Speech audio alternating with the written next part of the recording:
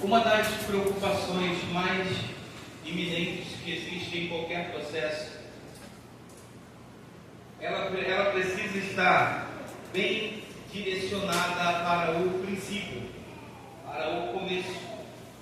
Existe uma máxima no mundo que diz que aquilo que começa errado, termina errado. É claro que a gente sabe que há um tempo atrás, lá em Nazaré, nasceu um carpinteiro que endireita qualquer tipo de vereda, qualquer tipo de situação. Mas a tendência natural é que se você não mexer, depois que começa errado, natural é você terminar errado. Tem o objetivo de ir na Praça do Milagre, pego aqui, esquerda de novo e sigo direto. Vai dar errado se eu não corrigir a minha rota.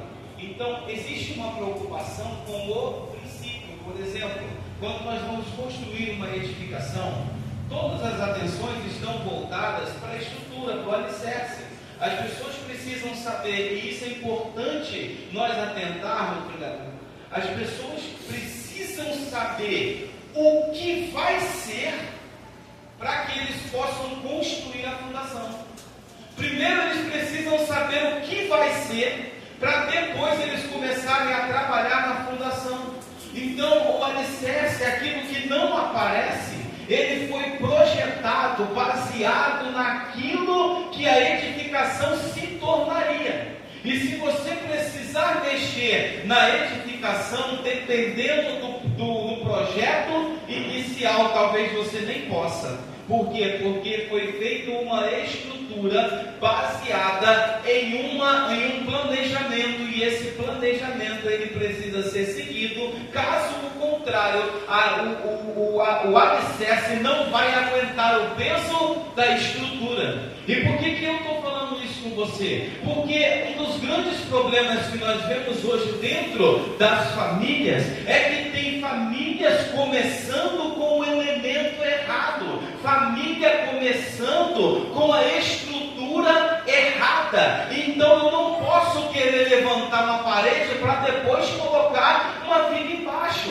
Então existem famílias hoje que o padrão natural hoje para se começar uma família foge na maioria das vezes do padrão bíblico, e isso causa problema na família, problema na criação dos filhos e problema na sociedade. Por quê? Porque nós somos, a nossa sociedade é hoje o reflexo dos filhos que os nossos pais construíram lá atrás. Então hoje eu tenho uma sociedade que é reflexo das crianças que cresceram lá atrás. Ou seja, se você começa errado, você vai provavelmente terminar errado.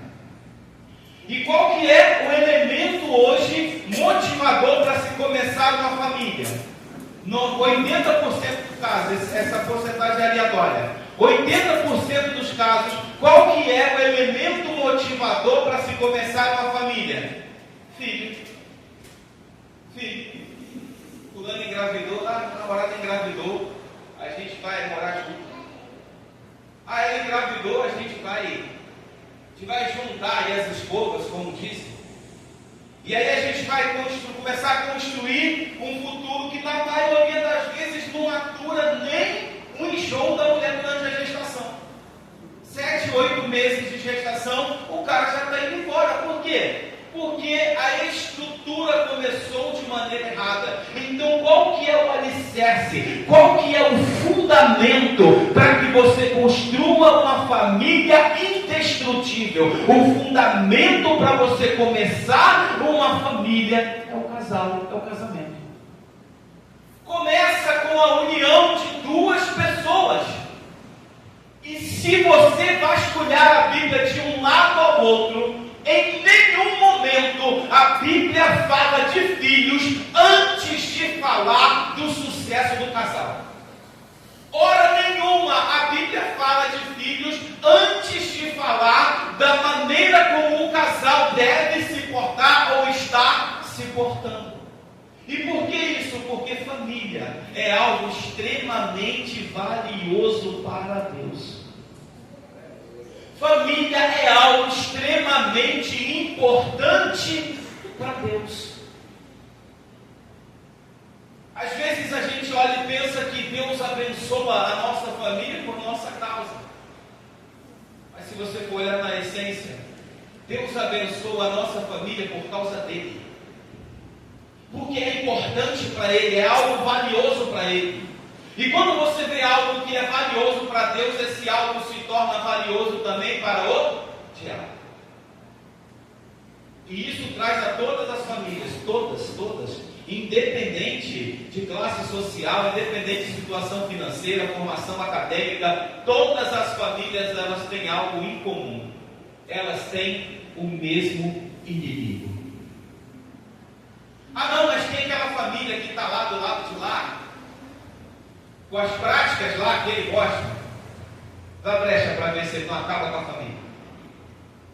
O inimigo, ele não suporta ver uma família bem estruturada.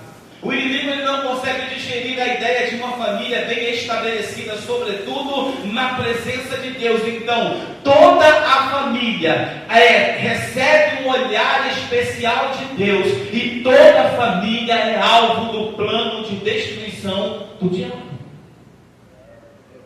Quando você vê Deus tratando de família na Bíblia, eu acho isso fantástico. Porque Deus, ele vai tratar a família como um presente. Você olha no Salmo 68, lá no verso 6. Deus faz que o solitário viva em família, liberta aqueles que estão presos em grilhões, mas os rebeldes habitam em terra seca. O povo está aqui vivendo os benefícios da obediência a Deus. E um presente que Deus dá, ele faz com que o solitário viva em família. Família é uma bênção de Deus na vida da pessoa. É Deus abençoando a pessoa. Família é Deus te abençoando. Se você for olhar todo o plano divino, o tempo todo Deus está olhando para a família. Gênesis capítulo 6, verso 17. Porque eis que trago um dilúvio de águas da terra, para fazer toda a carne em que há espírito, vida debaixo dos céus. Tudo que há na terra expirará, mas contigo estabelecerei a minha aliança. Entrarás na arca tu. Deus está falando com quem? Com quem? Noé? Deus está falando com Noé. Agora presta atenção, que o texto começa no plural, no singular e termina no plural. Ele vai dizer, olha, contigo estabelecerei a minha aliança. Existe uma aliança aqui entre Noé e Deus, está no singular. Contigo estabelecerei. Entra na arca tu. E depois ele pluraliza. E a tua família. Quem tem aliança é Noé. Mas isso se estende à família. Você entende a importância de você estar aqui hoje? Você entende o diferencial que faz na tua família? Você está aqui hoje. Você entende que Satanás pode ter criado um projeto, um plano para essa noite, para dentro da tua casa, e eles vão bater na porta e vai falar, volta porque ele está cheio, volta porque ela está cheia, volta porque ela guerreou pela família dela, volta porque ele orou pela família dele, volta! Tem gente brilhando lá dentro, tem gente cheia. Gênesis 12:3. Abençoarei os que te abençoarem, amaldiçoarei os que te amaldiçoarem, e em ti serão benditas todas as famílias da terra. Deus está falando com Abraão. Não podia derramar uma bênção só sobre a família de Abraão, mas ele diz, em ti, singular, serão benditas todas as famílias da terra. O tempo todo Deus está procurando caminhos para que ele possa derramar sobre a vida, sobre os lares, a bênção dele sobre cada uma das famílias. O tempo todo ele está procurando caminho para que ele possa abençoar as famílias. Só que na maioria das vezes as famílias não deixam ele entrar.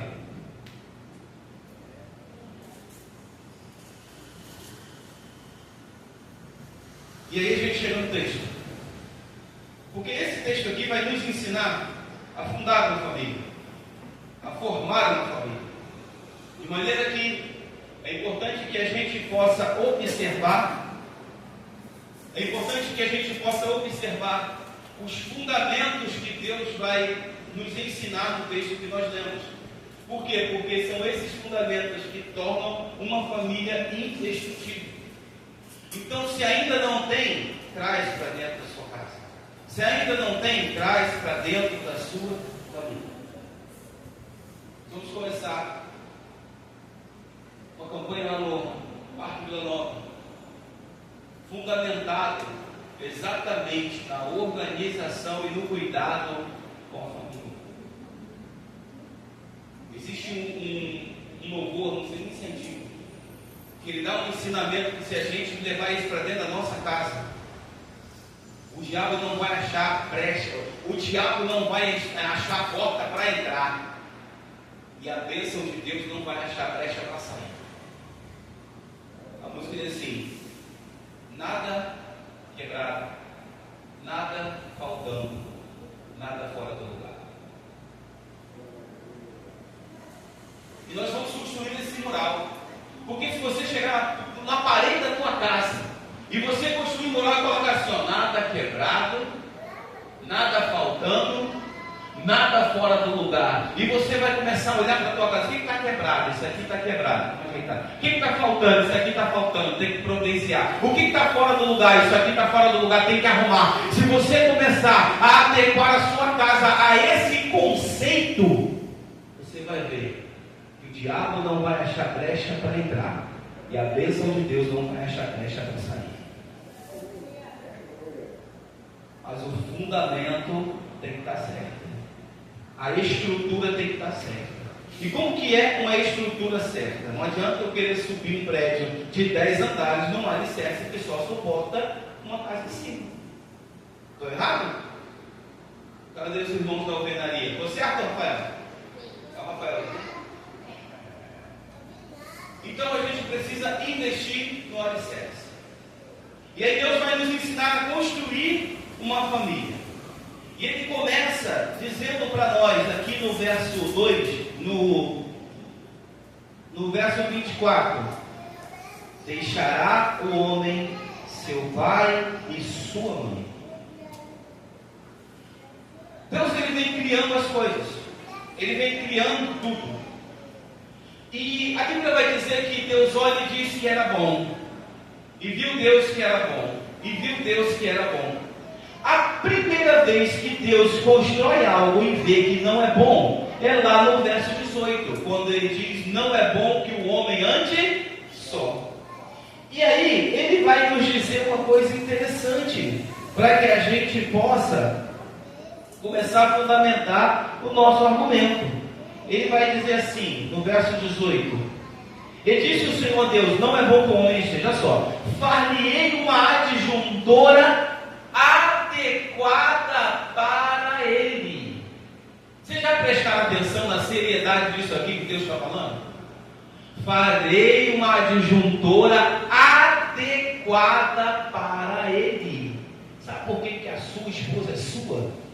Porque ela é adequada para você. Foi assim que Deus a construiu.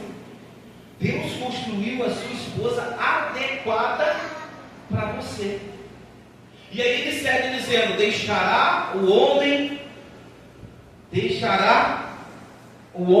seu pai e sua mãe.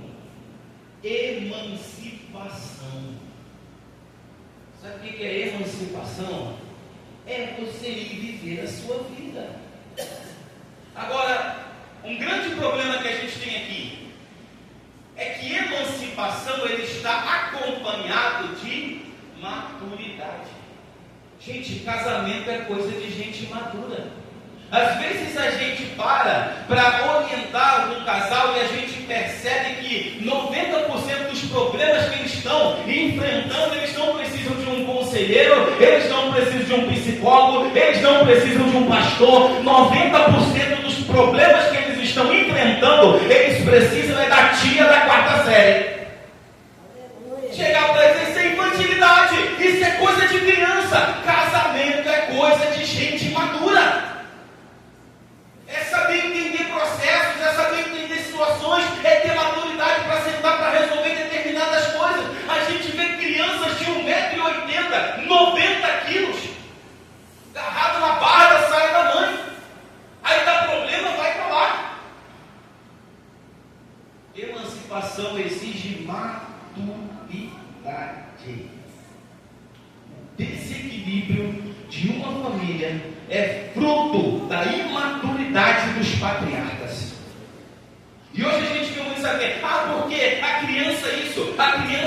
exemplo, a criança não sei o que, a criança é vítima dos pais que são imaduros. Uma criança não pode desestruturar um casal. Maduro não. Maduro não. E o que a gente tem visto hoje? Inversão de valores, crianças mandando na casa. Crianças mandando nos pais. E quando cresce vai querer mandar em quem? Já aprendeu esses dias, eu vi uma postagem interessante que diz assim: quando eu casar, não, a mãe dizendo para o rapaz, quando você casar, você faz o que você quiser na sua casa. Aqui não, na minha casa mando eu. Aí o camarada vai lá e casa. Aí a mulher, a esposa vai para ele e diz: você está achando que você está na casa da sua mãe? Na casa da sua mãe você faz o que você quiser. Aqui não é assim não. Então a gente precisa entender, gente, que existe uma necessidade de buscar primeiro amadurecimento, porque casamento é coisa de gente madura. É coisa de gente madura. E esse deixar, ele é um deixar geográfico, ele é um deixar emocional e ele é um deixar financeiro. Vai viver sua vida, faça como os gregos. Casou, pega o prato da menina do rapaz e quebra. Para cá você não volta. Para cá você não volta não. Casou, pega o prato e ó, taca no chão. Para cá não. Deu barulho, vai, pode voltar para sua casa. Ah, mãe, a gente brigou. Vai resolver o seu problema junto com o seu marido. Ela casou, mas o quartinho dela está aqui, do jeito que ela deixou. Eu não mexi não, deixei arrumadinho aqui, qualquer coisa, faz igual Eliseu. Quebra os carros e mata os bois. Vai embora. Decidiu, vai resolver sua vida embaixo do seu teto com o seu esposo. Tem um ditado que a gente usa só a metade. O brasileiro gosta muito disso, né? A gente usa só a metade. Que a gente diz assim, olha, ó, quem casa quer o quê? Essa é metade do ditado. O ditado ele diz assim: quem casa quer casa, longe da casa em que casa. Então decidiu ir, optou por casar, saiba que isso é uma decisão que não tem volta. Não tem volta. Por causa de quê? Por causa da segunda parte que a gente vai ver aqui. E deixará o homem e apegar-se-á a sua mulher. Apegar-se-á a sua mulher. Portanto, deixará o seu pai e sua mãe e apegar-se-á a sua mulher. Então preste atenção nisso aqui para você entender esse conceito. Eu estou apegado ao meu pai e à minha mãe. Para eu me apegar, cumprir o conceito bíblico e me apegar à minha mulher, como o texto diz, eu tenho que me desapegar. Eu tenho que me desapegar do meu pai e da minha mãe para eu me apegar à minha mulher. Essa palavra aqui no original é uniciar. Sabe qual é a melhor tradução para essa palavra? Por incrível que pareça, solda. Solda. Sabe o que é solda? O papai vai lá, pega junto um ferro no olho, dá aquele pontinho. E aquilo eu acho uma ciência. Não tem no mundo quem manda aquele negócio. Você pega um troço, solda um ferro no outro ali, encosta, dá um pinguinho de solda de nada, puxa com a tua mão para você ver. Então ele vai dizer: uniciar a sua mulher. Esse é o conceito de se tornar uma só. Uma só o quê? Uma só carne. Sabe por que você tem que pensar na decisão? E quando você tomar a decisão, tomar seguro, porque não existe divórcio, existe amputação. Existe amputar. Por quê? Porque agora é um só. Então você precisa planejar muito bem essa sua decisão. Por quê? Porque você tem que entender que uma vez dado um pinguinho de solda, pode ser uma ponta só, a estrutura não se solta mais. Uniciar a sua mulher. E serão ambos uma só carne. E todos os aspectos. Em todos os aspectos. Isso aqui não fala só do relacionamento, da consumação do relacionamento conjugal, não. Isso aqui vai falar de uma cumplicidade total, completa, uma cumplicidade plena. Não existe ser com ela e não ser comigo. Não existe ser comigo e não ser com ela. Não existe. Tem gente que consegue chamar o marido para falar mal da esposa do marido. Tem gente que consegue chamar a esposa para falar mal do marido e da esposa. Uma só carne. O meu lar, olha aqui. Machucou lá, machucou aqui. O nome disso é princípio bíblico. É princípio bíblico. Então você tem que sentir, um tem que sentir o que o outro sente. Um tem que conhecer o que o outro conhece. Um tem que estar totalmente alinhado àquilo que o outro está sentindo. Às vezes eu vejo, me perdoe, não dá, pode parecer que é julgamento, mas um tempo desses aí eu vi uma situação de um camarada que estava desesperado, ele estava inconsolável, porque a esposa pegou uma arma que ele tinha dentro de casa e deu um tiro na própria cabeça. É óbvio, gente, que a gente sentiu, se comoveu com a situação do rapaz que estava entristecido, mas pera lá, será que ele foi pego de surpresa? Será que ela não deu um sinal para ele olhar e falar assim, eu vou tirar essa arma daqui, porque eu não sei não. Como é que pode, gente, uma tendência dessa dentro de casa e o camarada não percebe, não sabe? É uma pergunta, eu não estou colocando ele em julgamento, é uma pergunta, como que pode você ter uma situação como essa e a pessoa não sabe, dentro da sua casa, algo que grita e a pessoa não sabe. Então, meu irmão, ser uma só carne é muito mais sério do que aquilo que a gente pensa que é. Vai muito mais além. Não é só na responsabilidade em si, mas na cobrança. E olhar e falar, tu não percebeu? Você não percebeu? Porque é assim que principalmente elas cobram a gente. Meninas, por gentileza, feche os ouvidos. É assim que principalmente elas cobram a gente. Por quê? Porque a mulher ela é muito de dar sinal. E o homem não é muito de enxergar sinal. Então a mulher está sinalizando, daqui a pouco a situação acontece, você olha, vai dizer, você não percebeu? Você não percebeu não? Você não prestou atenção não? Você não viu não? Sensibilidade à situação. Isso é ser uma só carne. E o texto vai dizer no quarto que eles estavam nus e não se envergonhavam. Isso aqui é intimidade. Intimidade. Gente, conhecer é você também saber esquadrinhar o outro por dentro. Sabe quando você conhece uma pessoa? Quando você chega para ela e diz assim, o que você tem? Você vai lembrar de alguém. Você chega para a pessoa e diz assim, o que você tem? A pessoa diz, nada. Nada não, pode falar. Não é nada não, me conta, pode contar, bota para fora, vamos resolver o que está acontecendo. Não é nada não, fala para mim o que é, eu sei que é, não vai me esconder. Aí a pessoa vai, sabe o que é? Isso é que é conhecer. Isso é que é você ter intimidade.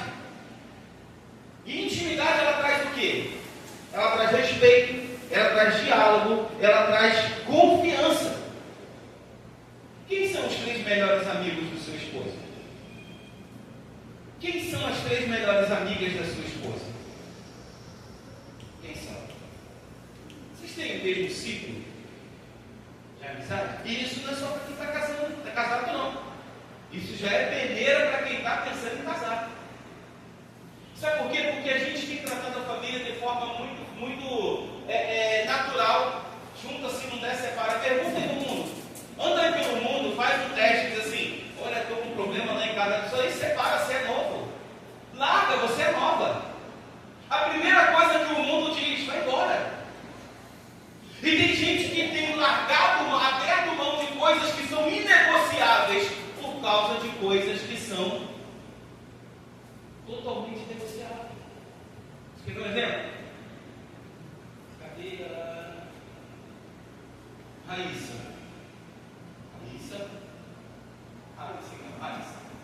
Raíssa, vamos fazer um combinado aqui entre nós dois. Eu gostaria da sua permissão para que eu pudesse raspar a sua cabeça. Lisinha, ficar no zero, na parafina. Você me permite? Oi? Não. Não permite? Por quê? Não quer ficar careca. Show.